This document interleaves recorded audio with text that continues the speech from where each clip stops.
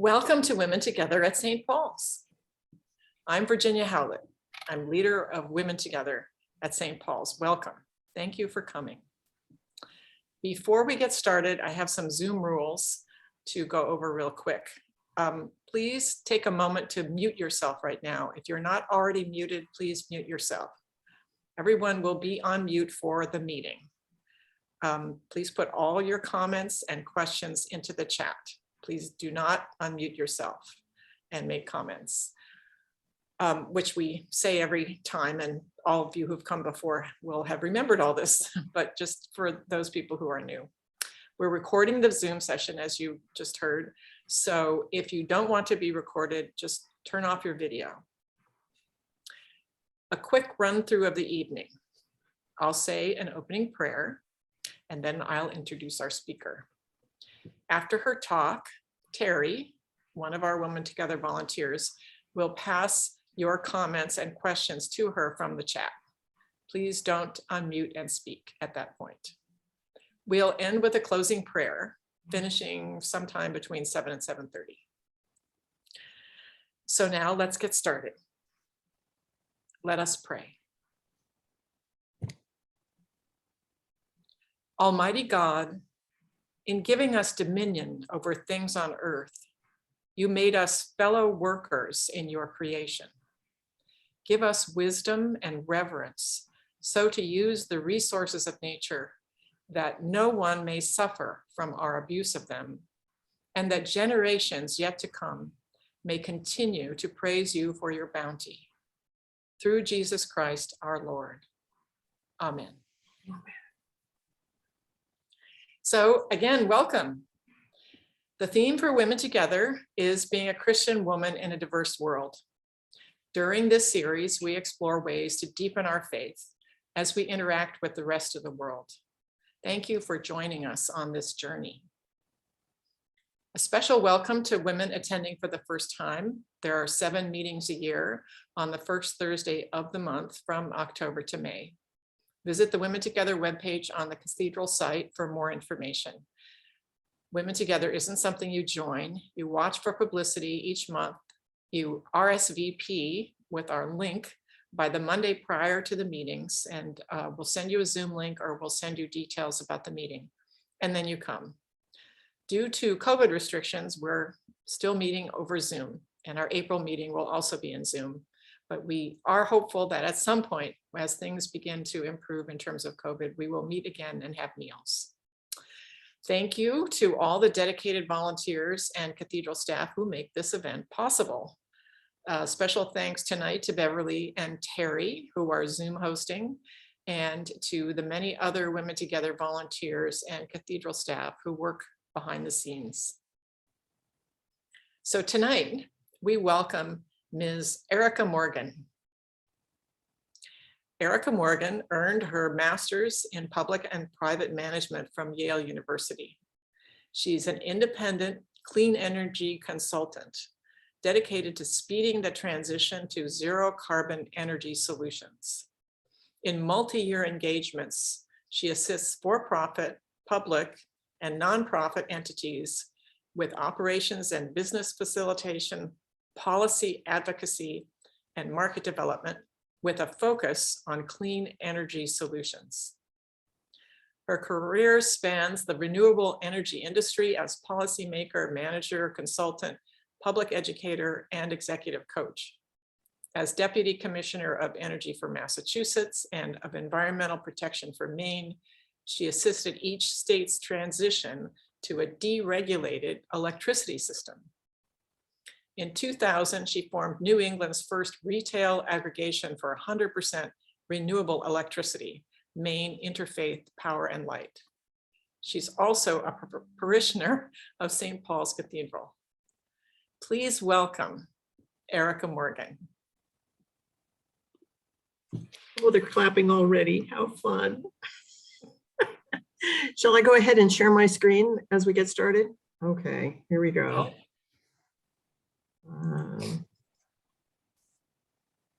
Okay, great.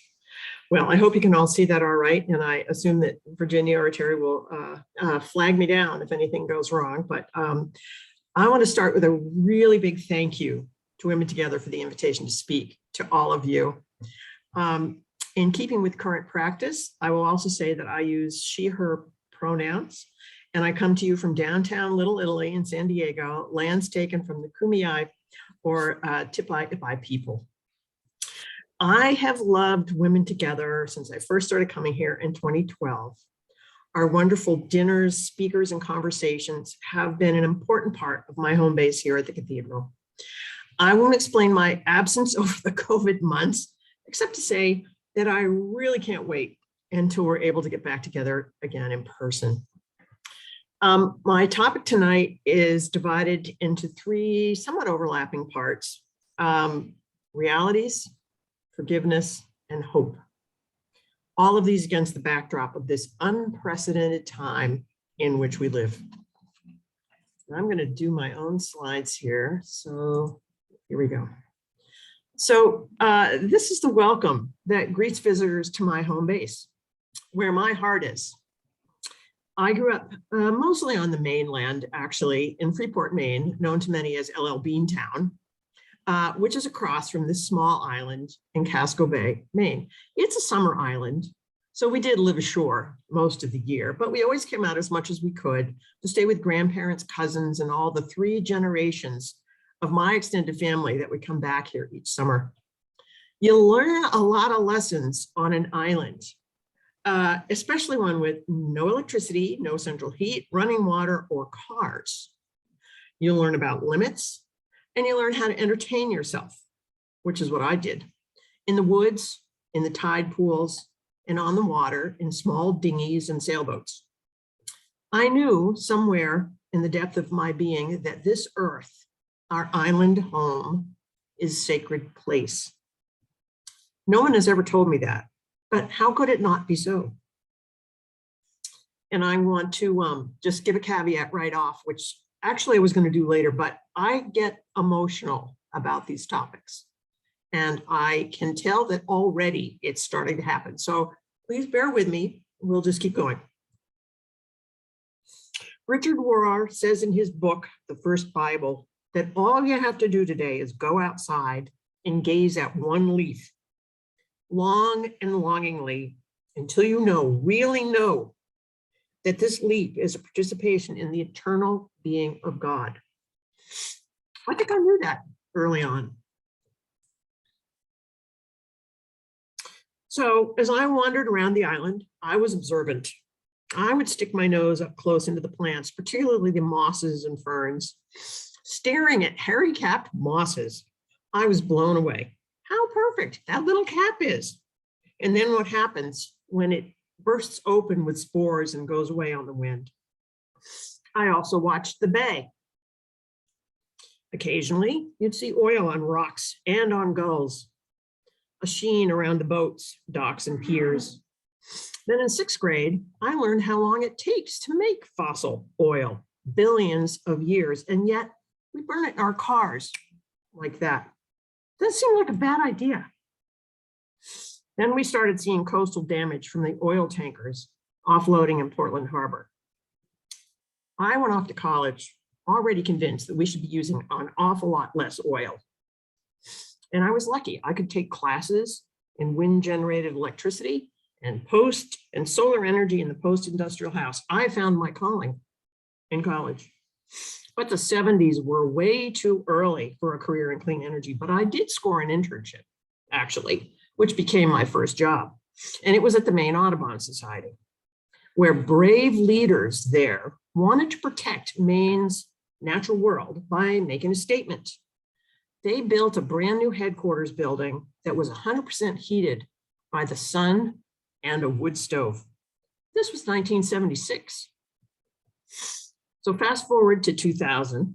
After graduate school and 5 years in state government, I found myself back in Maine, starting my own nonprofit, and that was Maine Interfaith Power and Light, where we used this thing called a deregulated electricity system to help people choose if they wanted to get 100% renewable energy. We can make that happen. In 2005, I started consulting to new baby companies at the dawn of the clean energy industry. At 2011, following a solar energy startup that had a paradigm shifting idea, I made it San Diego. I haven't left, except for trips back to the island every summer. Okay, fast forward again, now to April 2018. I was invited to speak at the Cathedral Sunday Morning Forum during Earth Month. The topic was related to climate change, and I used this slide. I don't know whether anyone recalls seeing it, but this is the Keeling curve, and it was discovered by Charles Keeling at Scripps Institute of Oceanography here in San Diego, and it shows the average CO2 in the atmosphere. Measurements are taken and averaged every hour, every day, every week of every month. But if you look closely, you'll see that there are seasonal variations in the curve. Every spring, about May or June, carbon dioxide levels peak. Then the levels fall over the summer to a low point in September and October. Same pattern year after year. This pattern reflects the fact that high CO2 emissions come in the spring when trees and green plants in temperate zones all around the planet are leafing out. In the summer and fall, leaves and plants reach maturity and carbon dioxide emissions fall. I love this chart, even though it's boring to look at, because this pattern actually shows us that the planet is breathing.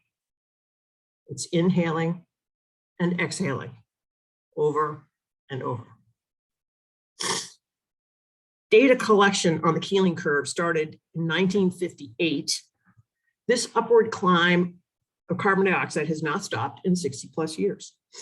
In 2018, the atmospheric concentration of CO2 was at 409.50 parts per million. And that was the level that had ever been seen up till that point, the highest. But here we are now, February 24th, 2022. The curve looks the same, but the level is now up to 420 parts per million. The planet is still breathing, but it surely has a fever. And we also know that this amount of carbon dioxide that's already been emitted translates into roughly 1 degree of warming. So on average, global temperatures are already 1 degree warmer than they were pre-industrialization. 1 degree of Celsius is equivalent to roughly 1.8 degrees in Fahrenheit to keep us going. But basically that 1 degree point was reached in 2017. So keep that in mind, 1 degree, we're already there. So this just shows vividly how hard it's going to be to bring this back to the safe levels of 350 parts per million, which we haven't been at for a long time. And what happens if we don't? Well, we've heard what's going to happen. And we're starting to see it happen in our own backyards. This is the Dixie Fire in Janesville, California, August 2021. San Diego County has had our own fires. In 2014, 8 major fires came together in San Diego and burned 26,000 acres. This is our new climate reality. And then there's drought. Drought is a precursor to these fires. A recent UCLA study found that we're in the driest 22-year period in the US West for at least 1,200 years. That study went back to the year 800. And they used thousands of tree core samples to make that calculation. So it's happening here, but it's also happening around the world. This is Greece. And I just find the anguish in this picture unbearable. It's a fire that's as catastrophic as any we've seen, but the terror and the anguish in this picture is just, it captures so much. The other thing that we know is going to happen in other parts of the US, their climate reality is unpredictable rainfall and floods. This is central New Jersey, also last summer. Germany, China, and England have all experienced intense and unexpected flooding in recent years. And in February of this year, the National Oceanographic and Atmospheric Administration issued a new report that projects an average rainfall increase of 10 to 12 inches per year in some areas by 2050. There's been an update of this just this last week that is confirming that these numbers are accurate. So that means that by 2050, moderate flooding will occur 10 times as frequently as we're seeing it today. So rather than having one flood a year, some places are going to have multiple events every year. So this translates into chronic flooding every other week in some places. Can you imagine that? I can't imagine that. So code red for humanity. These are pretty stark realities. Yet these facts and much, much more were recently described in the August 2021 IPCC sixth assessment report. This is the one that said, we got to take this as the code red signal it is. Recent changes in the climate are widespread, rapid, and intensifying, and unprecedented in thousands of years. So among the conclusions, we don't need to go through these all, but the last 5 years have been the hottest on record since 1850. We're already seeing sea level rises almost 3 times as much in recent years as they have during the period from 1900 to 1971. The global surface temperature was 1.09 degrees Celsius higher than it had been from 1850 to 1900. And atmospheric carbon is at its highest in 2 million years. The Keeling curve just keeps going up. So what happens now? Well, in my first job at Maine Audubon, I was privileged to work next to one of these, an ivory-billed woodpecker. Of course, it was stuffed. It had been given to Maine Audubon from a collector. And no one had actually seen an ivory-billed for a long time. The last one was in 1944 when there was an actual sighting, but there were rumors. But in 2021, the U.S. Fish and Wildlife Service finally decided the ivory-billed woodpecker was really extinct. And the same year, 22 other U.S. species were also officially labeled extinct. This is the largest group of creatures officially labeled extinct since the Endangered Species Act went into effect in 1973. 179 bird species have gone extinct since the year 1500. In 2019, the National Audubon Society reported that 2/3 of North American birds are at increasing risk of extinction. 389 species on the brink. A different 2019 study of biodiversity found that 1 in 4 species of plants and animals are now vulnerable to extinction.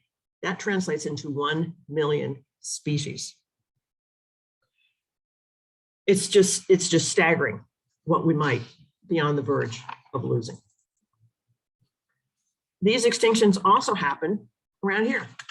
So a 2018 study from UC Berkeley reported that birds in the Mojave Desert have suffered a major collapse in the past century.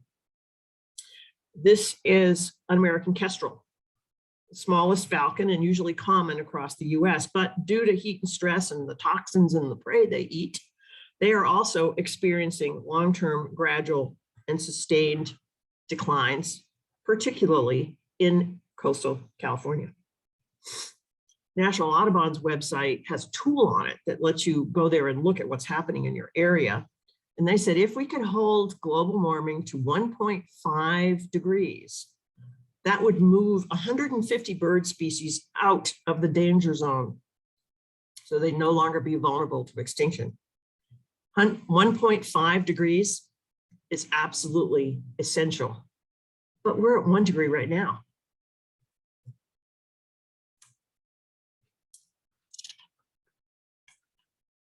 So, oops.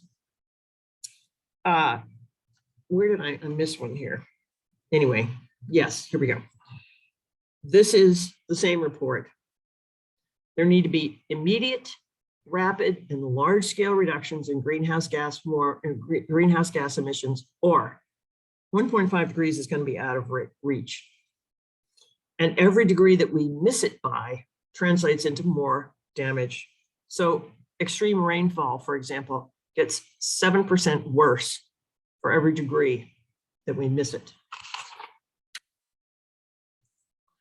Okay, so this little section right here, intersectionalities. Well, what does intersectionality even mean?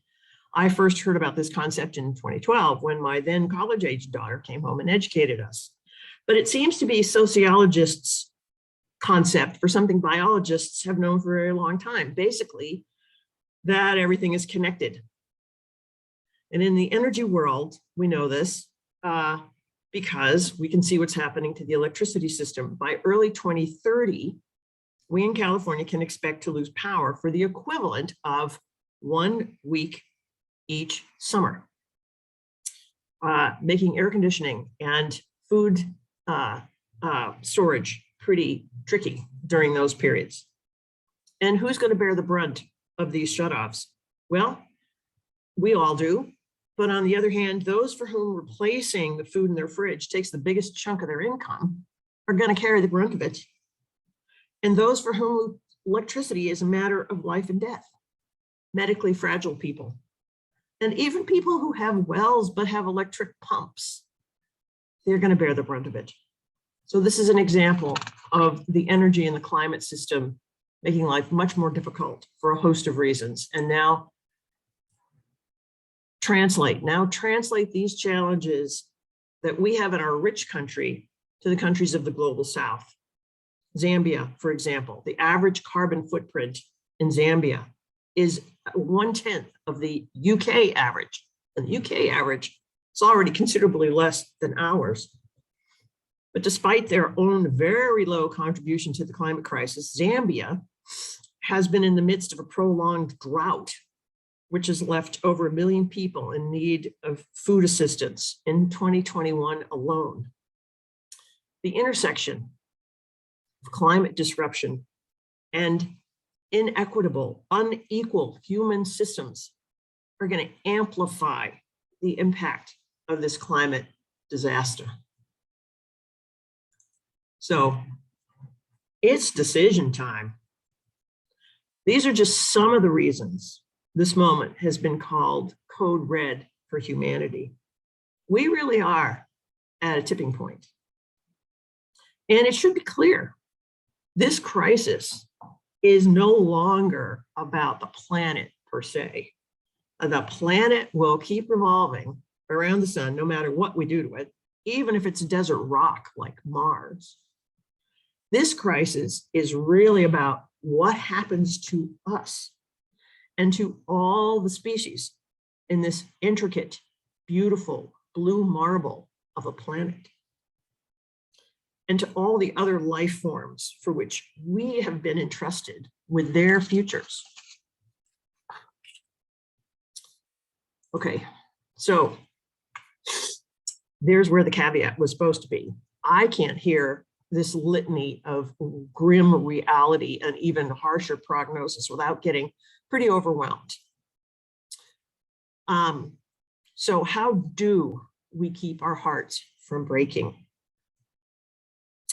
I can't recall the birds of my island home, the ones that whistle in the forest, without realizing that I haven't been hearing them a lot recently. Will my grandchildren ever get to hear them at all? So our hearts do break. And Jim Attall of Climate Church, and I don't know if this was, you can't see it. There it is. Climate Church, Climate World said it here. If we allow ourselves to feel this pain, we can gain strength from knowing that we do not suffer alone. God's heart is the first to break when harm is done to God's creation. We, whether we feel it directly or not, whether we feel that we have created this mess, we have benefited from it. We enjoy the highest standards of living of anywhere on the planet. We've got the most goods, the most services, the most choices of anyone. And we've had the privilege of not thinking all that much about climate change. We can opt whether to eat meat or not. We can opt to buy an EV or not. We have the privilege of ignoring the damages to habitats and coastal communities because we could move. We need, I do at least, need to seek and forgive and give forgiveness. We ask forgiveness. We do so each week in our confession of sins. We also do it when we make a land acknowledgement for the lands that we've usurped from the people we have robbed. But with climate emergency, this forgiveness part's a little tricky. How do we seek forgiveness from those in other countries, like the people in Zambia? Even tougher, how do we ask forgiveness from future generations? Our kids, grandkids, and great-grandkids who are going to live with the consequences of our carbon-intensive lifestyles for generations, maybe centuries. How do we ask their forgiveness? Our tradition believes in a forgiving God, a God who has mercy on us, forgives us all our sins. Yet for this huge intergenerational crime against our fellow humans and all other creatures, do we forgive ourselves? Do I forgive myself? Still, I have to, because otherwise, how do you move on? So this comes down to a question, and it's one I don't have the answer to. How do we forgive ourselves? If you've got an answer to that question, please put it in the chat. So moving on. While I generally consider myself to be an optimistic person, I have been pretty low on the hope scale about this problem. For too long, I feel like I've been shouting in the wilderness while people have questioned the science or turned it into a question of politics rather than survival, blah, blah, blah. However, I am starting to feel a glimmer of hope that we might start to make some real progress on this. This quote comes from Christiana Figueres, UN climate chief for the 2015 Paris deal. It sums up our central challenge: speed. Solutions that do exist must move faster than impacts. So hope.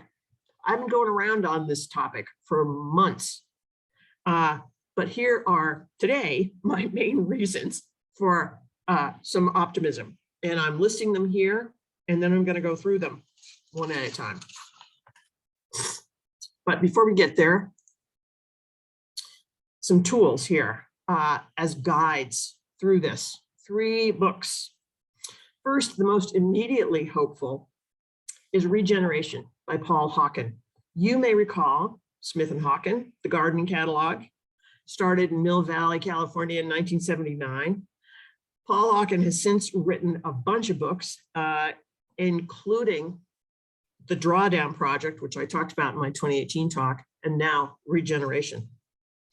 Note the subtitle, Ending the Climate Crisis in One Generation. This is an extremely hopeful book.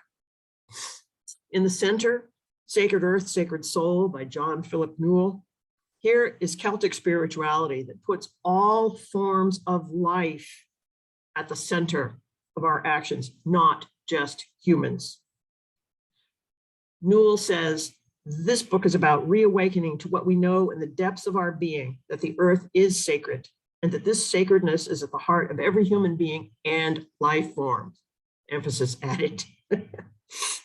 My plug here is for the Diocesan Creation Care Task Force, which is hosting a Lenten book study on this book starting next Tuesday. I believe you can still sign up. And then last but not least, Donut Economics. As a business school graduate, this is one of my favorites. It posits that there are many things our current economic thinking gets wrong, and that we, the planet, all humans and all species are suffering because of these problems. These tools can guide us through the decades of climate adaptation ahead. Okay, so starting with regeneration, the center message here is pretty simple.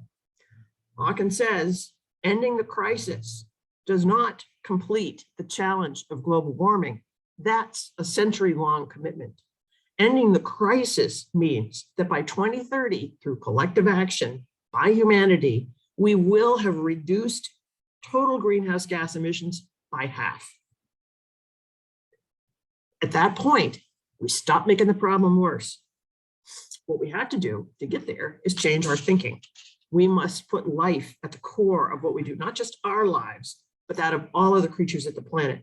And that this, I think, is very telling. If putting the future of life at the heart of everything we do is not central to our purpose and destiny, why are we here? And then at that point, it gets a little easier, at least in theory. We reduce and then cease emitting carbon dioxide. We protect and restore the enormous stores of carbon, the carbon that is already embedded in the planet, in the soils, in the trees, in the oceans. It's already embedded there. We keep it there. And the third thing we do is remove carbon from the atmosphere. Regeneration is both a beautiful book and an extended community. It showcases working solutions and connects us to the communities that are doing that work. So because I'm spending too much time on this book, I'm going to stop in a minute, but this is one of the sections, eating everything. And here are two pictures. Those fiddleheads, okay, fiddleheads. These are examples of perennial vegetables that are actually widely eaten around the planet.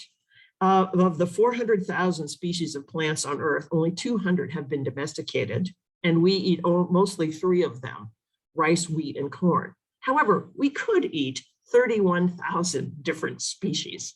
600 of them are perennial vegetables, like asparagus, olives, rhubarb, berries, ferns. You know, there's a whole host of ones that you know, and probably many hundreds that you don't know, like daylilies. Who knew that daylilies were edible? But in Asia, they eat them all the time. The point behind perennial vegetables is that they can grow in places other things can't grow. They can provide nutrients that are useful. They may also grow well in agroforestry, which is discussed in another chapter, where edible plants are intergrown with forestry plants, creating habitat and improving soil and doing a whole bunch of really good things. And lastly, there are some other reasons to pay attention to perennial vegetables. They're good for the animals. As we change cultivation, we improve soils and enable new areas of habitat to thrive. They're good for the planet. If we, in fact, scaled up these kinds of species for food purposes, we could sequester huge amounts of carbon, as much as 280 billion tons of carbon by 2050. That would be huge. And lastly, it's good for people. Diversifying food species is a social justice issue. Our narrow food choices fall hardest on communities of color. What we need to do is revive the food choices of other cultures, and particularly the indigenous people in this land. And that broadens choices and benefits for all of us. Okay, the last part of regeneration, which I'll skip over here a little bit. I had to stop myself from making too many slides on this book. It's full of hope. When you think about an action that you might take to move toward regeneration, takes a thought process. These are some of the questions that you might ask yourself about any action that you might take. Say if you're going to buy a new car or a new coat. Does this action enhance human well-being or diminish it? Restore land or degrade it? Serve human needs or manufacture human wants? Those are just some, but they're the core. And if you think through those questions before you take an action, it will become clear whether you're working toward a regenerative solution or not. Okay, now on to the reasons for hope. My first reason, human ingenuity, and it's rampant throughout regeneration. There are so many different tools and approaches to living within the planet's limits. It's extremely helpful. We just need to put them to work at scale and faster than the speed of the planetary changes. So in my view, entrepreneurship is a step in that direction. I love working with new small businesses. I find excitement in their creative solutions and their passion for implementation. Let's get it out there And a couple of examples here, you'll see a theme. First, a couple new ways to decompose plastic. And I don't mean into tinier bits of plastic that last forever, but really gone. In one case, the company developed a means to break plastics into waxes. The waxes are then eaten by bacteria and fungi, gone. In the second case, the team, with some research from UC Berkeley, developed a plastic that has enzymes embedded in it that cause the plastic to self-destruct. Poof. It degrades in days down to the molecular level. Great, plastic's gone. Now this is another example of ingenuity at work by dealing with the plastic waste that's already in the oceans. 90% of ocean plastic comes from 10 rivers. And this is the Great Bubble Barrier. It uses a stream of bubbles to trap the plastics that are floating in the water so they can be removed. It's hard to see in this picture to the left, but there's a white stream of bubbles there. That's the bubble barrier, and the bubbles are coming from a perforated pipe at the bottom of the waterway, and they create a curtain that basically traps the floating plastic in place. And then by the way the barrier is positioned, it moves all of the waste to the surface and then into a corner where it goes into a catchment system and can be removed. So these bubble barriers are starting to be in use in Europe, on a gradual basis. But then after Amsterdam and some of the other places it's been used, boy, I hope these go to all 10 of those polluting rivers. Hooray for entrepreneurs. That's hope number one. Hope number two is rethinking systems. Some of this rethinking started because of the COVID crisis. We started to realize how badly misaligned some of our benefits as a society are. But this economic system is one that really, in my view, is needed and gives me hope. So what you may be asking is donut economics. It's basically an alternative way to think about many of the concepts we take for granted. As we think about the needs of the planet in the future, many are starting to think that the current economic system has some problems and should not be taken for granted. Well, why not? What's wrong with it? It puts shareholder value at the core, not human needs. It uses extracting resources that maybe should be held in common, not divided up and sold for private gain. Basically, it's addicted to growth. Our system of gross domestic product always has to be rising. The value has to be rising, and that depends on growth. Yet what do you do when the planet can no longer support that growth? Economist Kate Raworth invented the donut model in 1970 because she saw all the problems with the current system. And she's very entertaining on YouTube to listen to all of this stuff. But basically the theme of the donut, it has two rings, hence the donut. The inner ring represents the minimum that's needed for human survival. Consider it the social foundation. If economic activity or investment falls below the social foundation, people are in the hole. That's human deprivation. The outer ring presents the limit of what the planet can bear, the ecological limits. The donut model tells us that to thrive, economic activity needs to be between these two limits. Okay, next, we have a picture of the donut model in use. And no surprise, cities like Amsterdam, Berlin, cities in Brazil and Canada, elsewhere in the EU, but also in Portland, Oregon, and even in California, where there's a California Donut Economics Coalition, are starting to use the donut model. And in each case, it's done with real data so that we can look at what's going on in that particular region.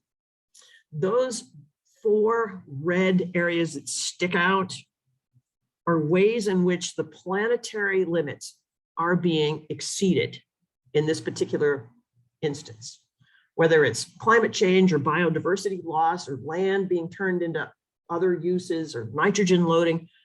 Those 4 areas we're going beyond what the planet can handle. The two gray ones, no data.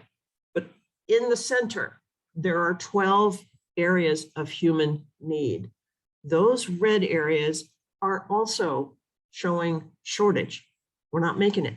We're not keeping housing or water or food or health up to what is needed in that particular city, town, county, whatever it is. So as was true with the Red Generation book, I had to cut out half of what I was going to say about the donut. But the basic hope here is that this is a major system that we can rethink, and we are starting to rethink it.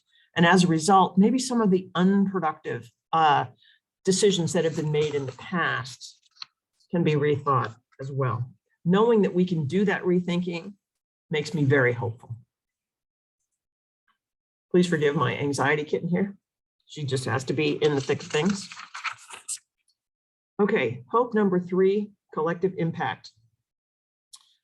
My last reason for hope lies with all of us. And there are multiple reasons for this. First, as shown in this graph, we are starting to get the message.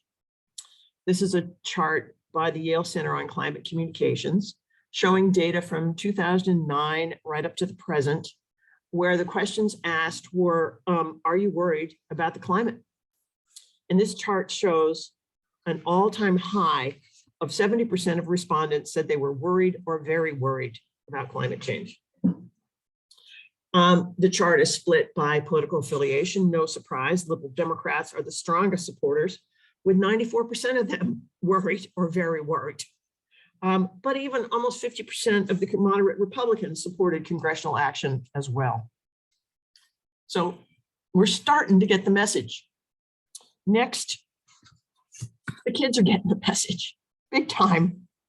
Of these 4 groups, clusters, defined generations, the younger they are, the more they prioritize the planet over profit. So in both of these questions, which is higher priority, economy or the planet, climate priority should be, can't think with fuzz. To ensure a sustainable planet for future generations, the millennials and Gen Z are outvoting us baby boomers and Gen X, the generation that comes right after us. So we've got some work to do, some of us baby boomers.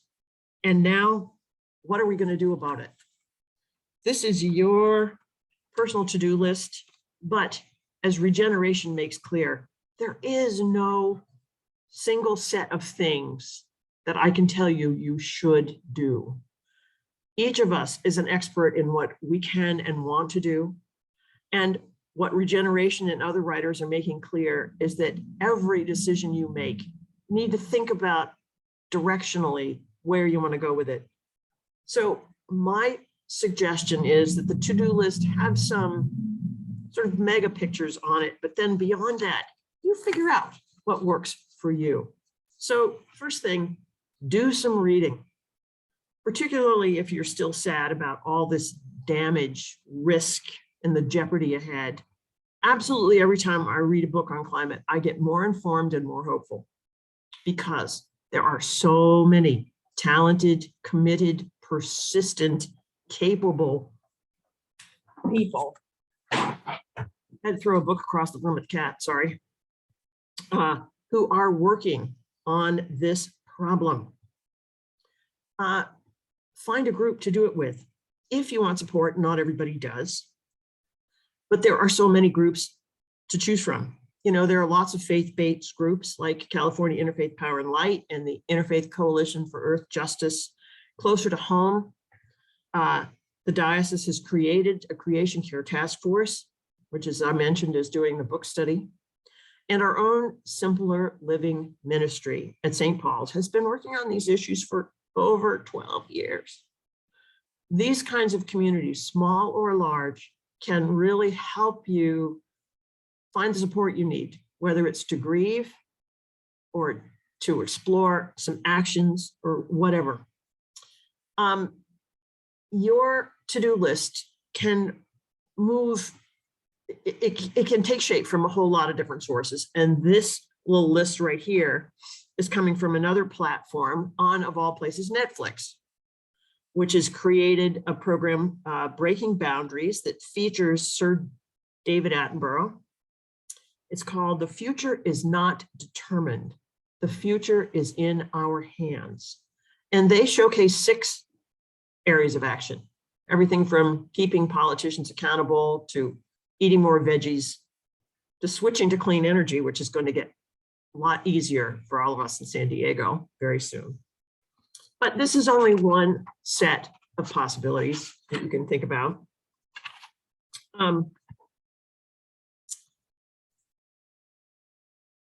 And hopefully by now, I've started to dispel the concern, well, I'm just one person, what difference can I make? But here's another look at collective impact. And to start, just as the Dalai Lama talks about the ripples one person can spread, in regeneration, Paul Hawkins says, there is no such thing as a single individual. Thinking you are an individual is self-identity. But when we look at our networks, each of us is multitudes. So here are 20 high impact climate actions that we in high income countries can take. They're in 4 categories, from food, which is the most impactful, all the way up to energy, waste, travel. These come from Project Drawdown. And what they calculate is that by doing these things collectively, we together can drive down 25 to 30% of global emissions through these 20 actions. That's enough emissions reduction to really count. In fact, it could make the difference in whether we can keep warming below 1.5 degrees. So in short, and the third piece here that everybody agrees on is use your influence in your multitudes, in your small groups, in your family, in your friends, in your climate community, if you choose to have one, or go outside in whatever way. And don't let yourself get overwhelmed. However you define it, come up with a short, doable action list. You don't have to save the world by yourself. It's your list. Regeneration suggests some things like, stop all fossil fuel use in my home by installing a heat pump, or set an annual clothing budget of 7 durable garments a year. Create a backyard composting system. If anyone wants any red wiggler worms, I've got some to give away. You know, these are simple things that you can do, and then talk about them. Share your influence in whatever way you want. In short, you have a voice, a brain, and a heart to put into this regenerative work. Pick your agency, your topic, your group, and dig in.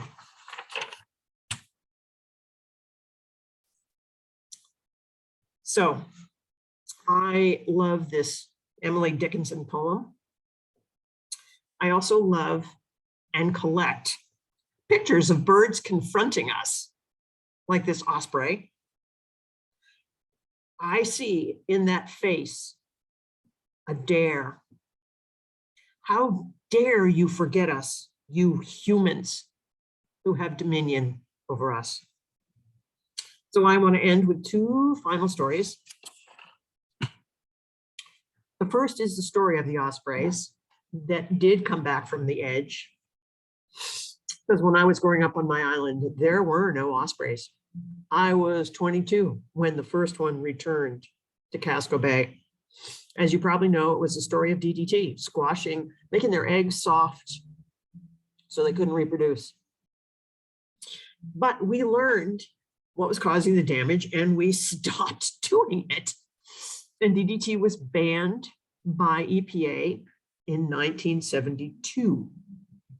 Now there are ospreys everywhere. They have come back. They're almost as widespread as crows.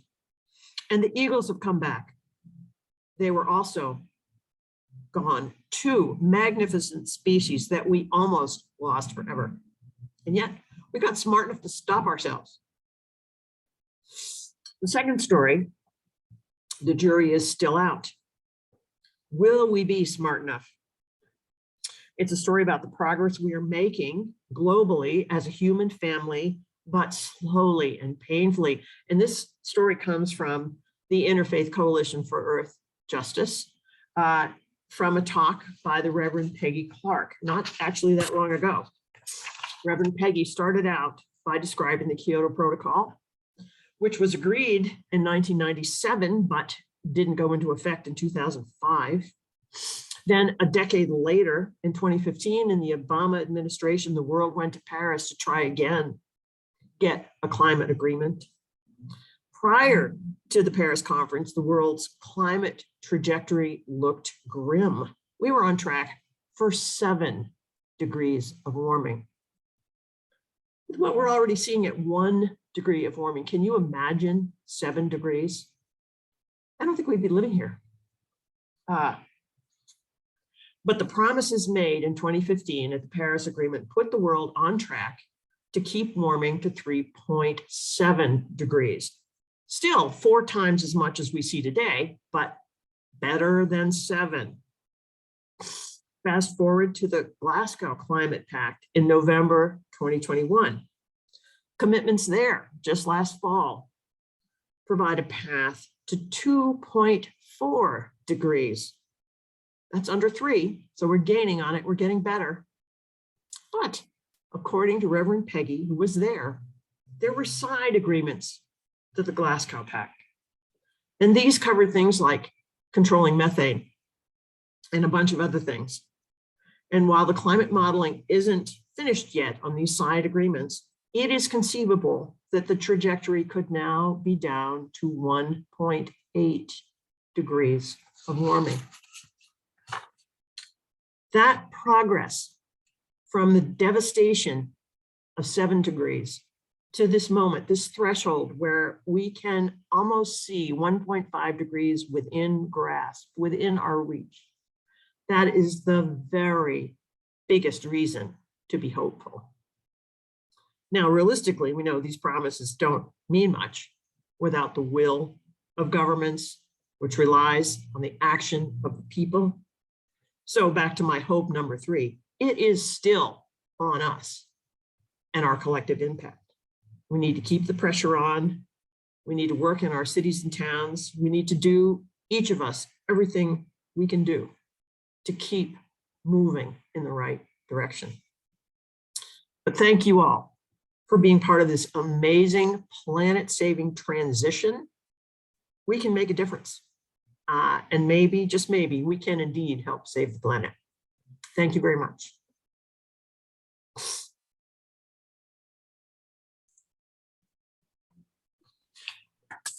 Thank you so much, Erika. That was incredible. I'm going to blow my nose and then I'm ready for questions. Okay. So, Carrie, I will leave it up to you. And then after questions, we'll stay a little bit longer. Okay, again, I encourage all the participants to write their questions in the chat, and then I will start working through them, or even your comments as well. Kimberly shared a resource. It's called Climate Church, Climate World, How People of Faith Must Work for Change by Jim Antal. I don't know if you're familiar with that one, Erika.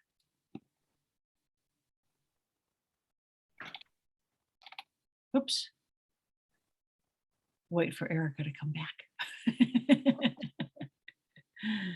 Oh, I think she has it. This is the one. Okay. And I just had to throw it against the cat for a minute, but yeah, I've got it. It's very helpful.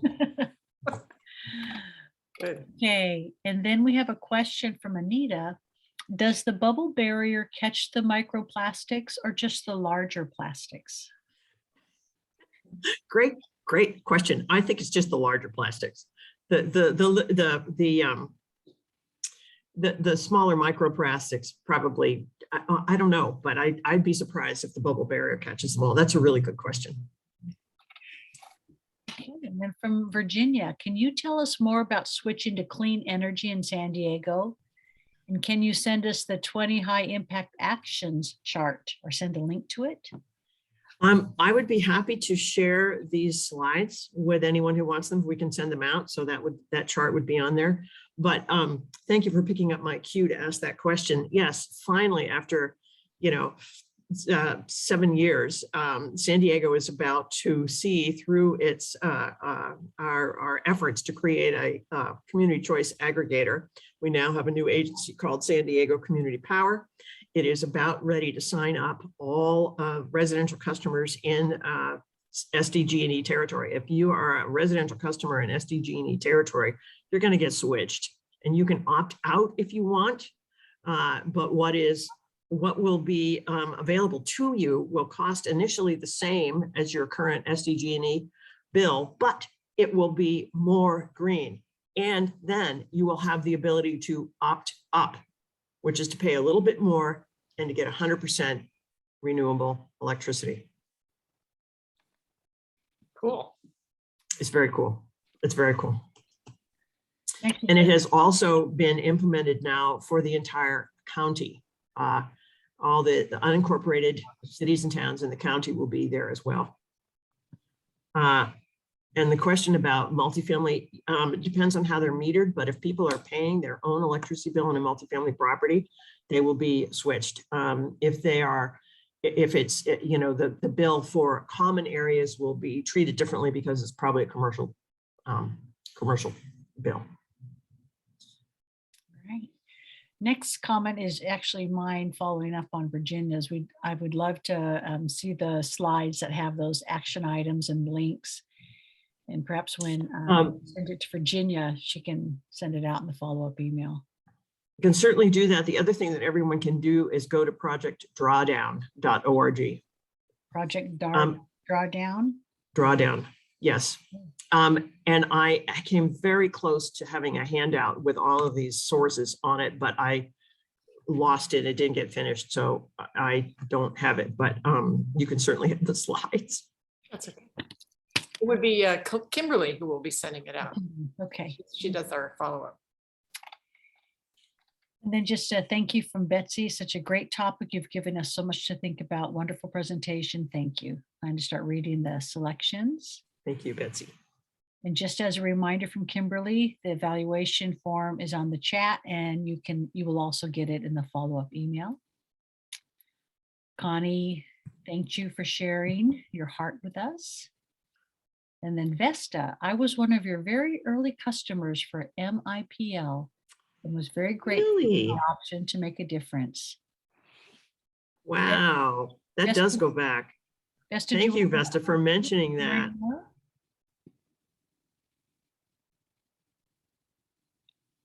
Vesta, did you want to unmute and share any more?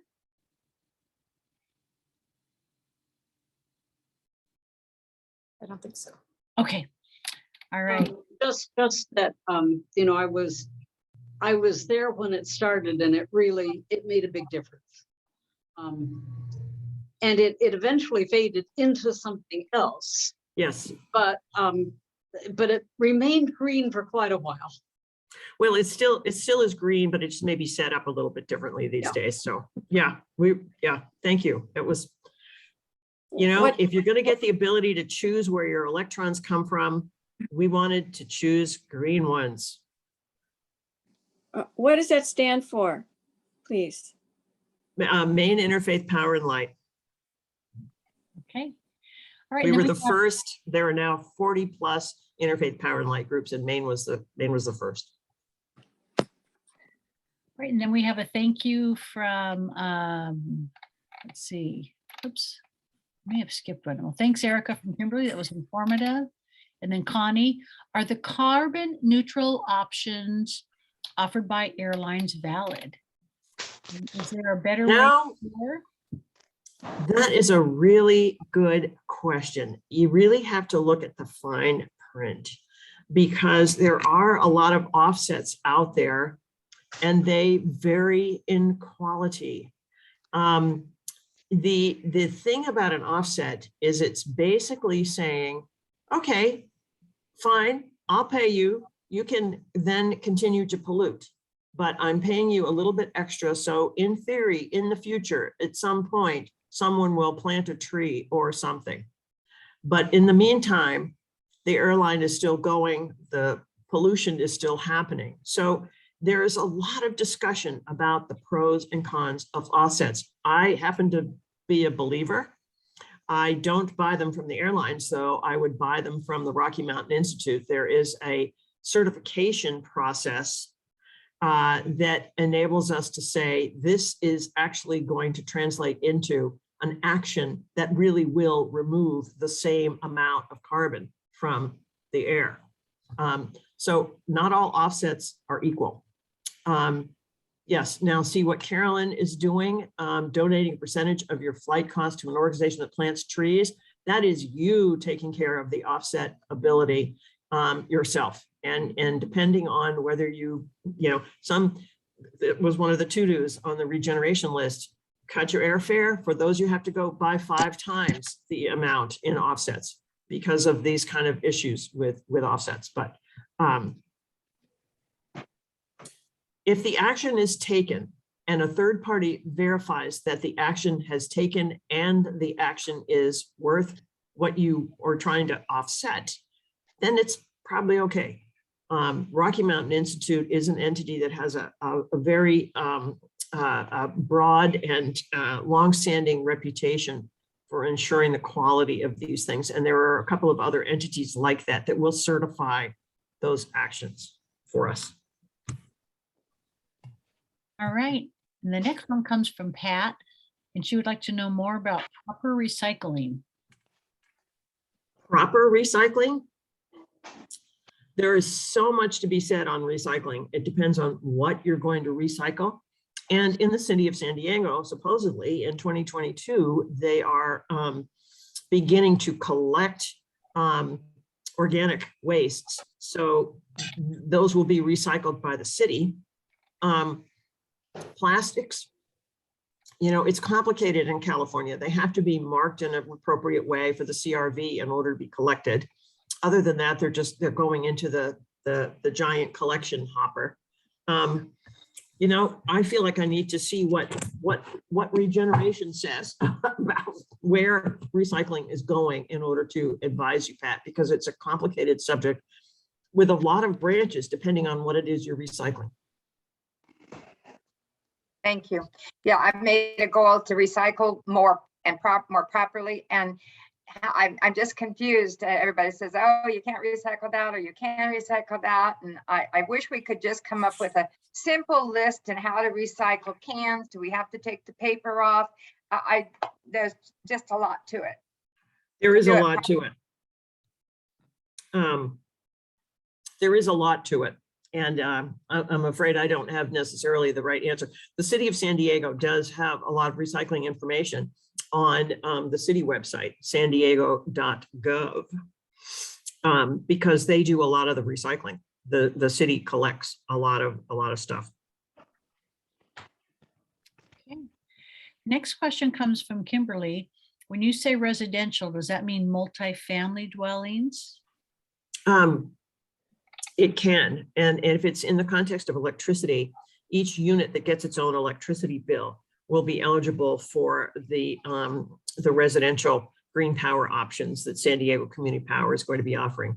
But again, if it's a multifamily building with common spaces that are billed on a central bill that's paid for by the building owner or the condo association, then that's probably a commercial bill and would be treated differently. Okay.